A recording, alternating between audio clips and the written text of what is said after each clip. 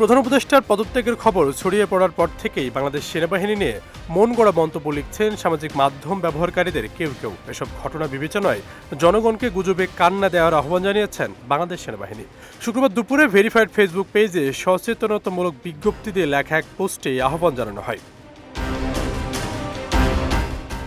সেনাবাহিনী বলছে, সম্প্রতি একটি স্বার্থান্বেষী মহল বাংলাদেশ সশস্ত্র বাহিনীর লোগো ব্যবহার করে একটি ভুয়া প্রেস বিজ্ঞপ্তি প্রকাশ করেছে, যার মাধ্যমে সাধারণ জনগণের মাঝে বিভ্রান্তি সৃষ্টির পাশাপাশি সশস্ত্র বাহিনী ও জনগণের মধ্যে বিভেদ তৈরির অপচেষ্টা চলছে। পোস্টে গুজবে কান না দিয়ে সত্যতা যাচাইয়ের জন্য দেশবাসীর প্রতি আহ্বান জানায় সেনাবাহিনী।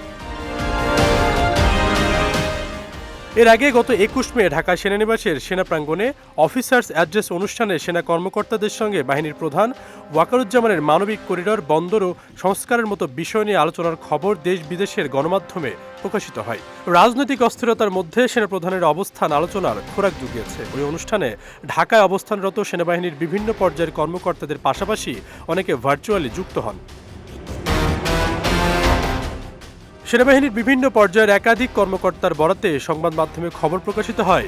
নির্বাচন প্রসঙ্গে সেনাপ্রধান বলেছেন, এ বিষয়ে তার অবস্থান আগের মতোই। দেশের ভবিষ্যৎ পথ নির্ধারণের অধিকার একটি নির্বাচিত সরকারের রয়েছে। সে কারণেই তিনি আগামী ডিসেম্বরের মধ্যে জাতীয় নির্বাচনের আয়োজনের পক্ষে মত দিয়েছেন।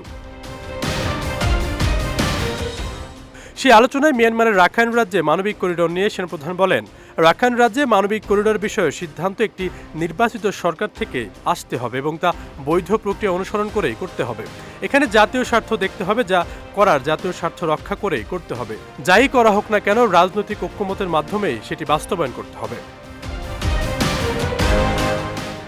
সেনাবাহিনীর প্রধানের এসব মন্তব্য সামাজিক মাধ্যমে যখন উত্তাল, ঠিক তখনই ছড়িয়ে পড়ে প্রধান উপদেষ্টার পদত্যাগের খবর। এই ঘটনাকে পুঁজি করে সামাজিক মাধ্যমে একটি চক্র সেনাবাহিনী নিয়ে বিরূপ প্রচার শুরু করে। আশরাফুল ইসলাম, বিজয় টিভি, ঢাকা।